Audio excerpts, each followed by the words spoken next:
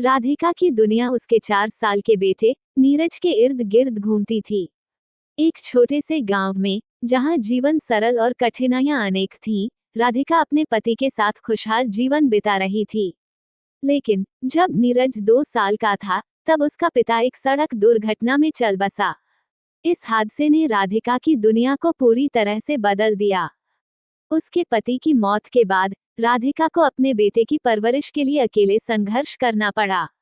गांव में रहकर उसने एक छोटी सी दुकान खोली, जहां वह अपनी कड़ी मेहनत से लोगों की जरूरतों को पूरा करती थी। हर सुबह वह दुकान खोलने से पहले नीरज को स्कूल भेजती और फिर खुद अपनी दुकान पर बैठ जाती।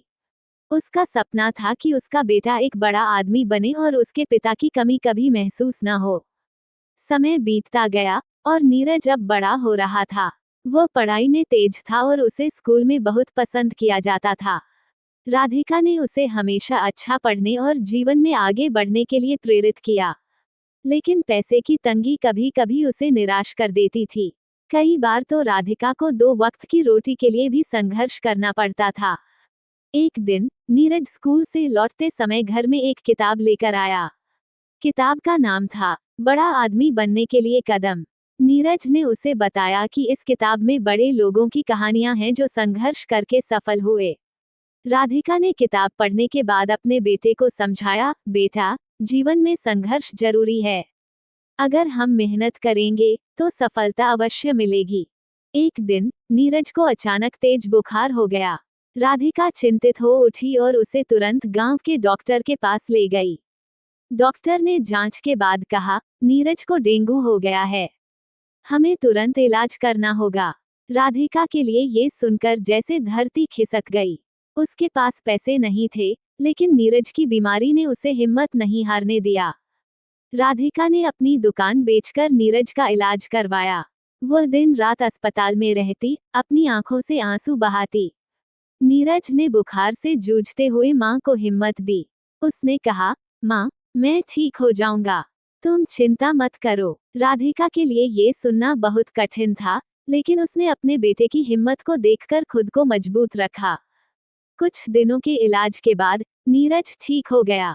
उसकी मुस्कान ने राधिका को फिर से जीने की ताकत दी।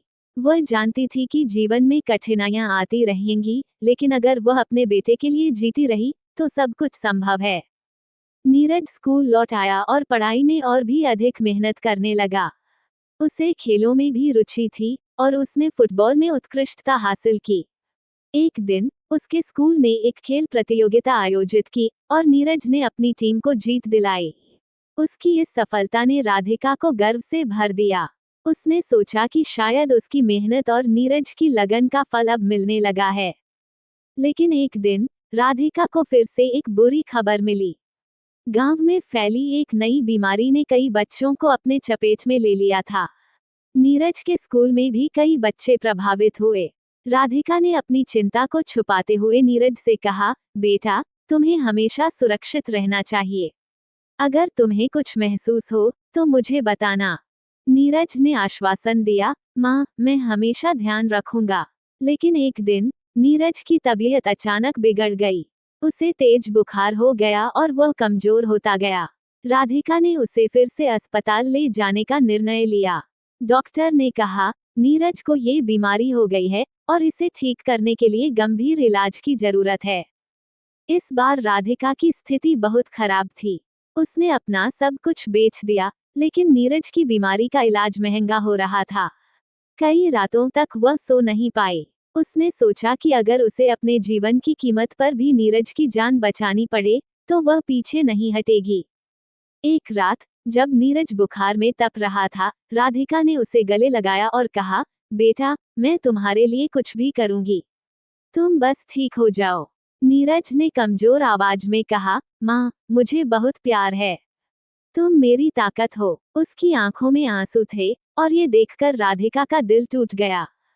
समय बीतने लगा, लेकिन नीरज की हालत में सुधार नहीं हुआ। एक दिन राधिका को डॉक्टर से बुरी खबर मिली। डॉक्टर ने कहा, हम कुछ नहीं कर सकते। नीरज की स्थिति गंभीर है। ये सुनकर राधिका के पांवों तले से जमीन खिसक गई। उसने कहा, नहीं, यह नहीं हो सकता। मैं उसे खो नहीं सकती।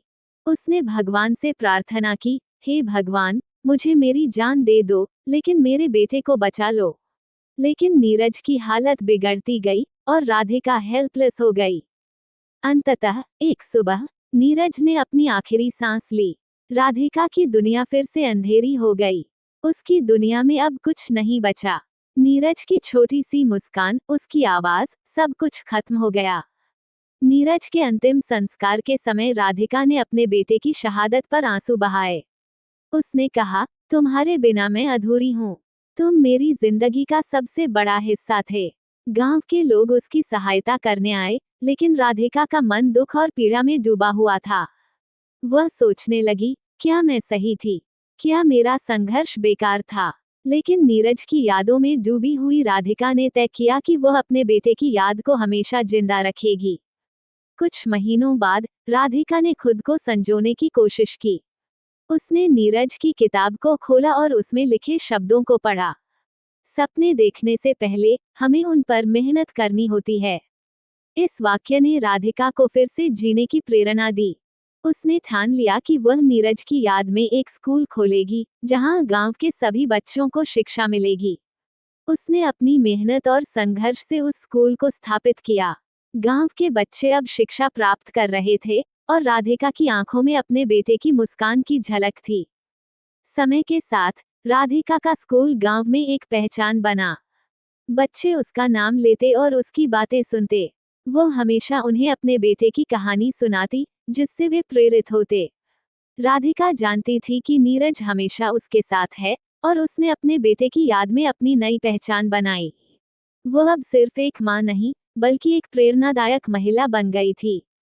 उसकी कहानी ने गांव के लोगों को हिम्मत दी। उन्होंने सीखा कि जीवन में चाहे कितनी भी मुश्किलें आएं, अगर हम अपने सपनों के लिए संघर्ष करते रहें, तो सफलता अवश्य मिलेगी। इस तरह राधिका ने अपनी पीड़ा को अपनी शक्ति में बदल दिया और अपने बेटे की याद में एक नई कहानी लिखी। उसकी कहानी सिर्फ एक मां की नहीं, बल्कि हर उस महिला की है, जो अपने परिवार के लिए संघर्ष करती है और कभी हार नहीं मानती। राधिका ने साबित किया कि मां की ममता और संघर्ष में अद्वितीयता होती है और जीवन के संघर्षों में कभी हार नहीं माननी चाहिए। कहानी समाप्त।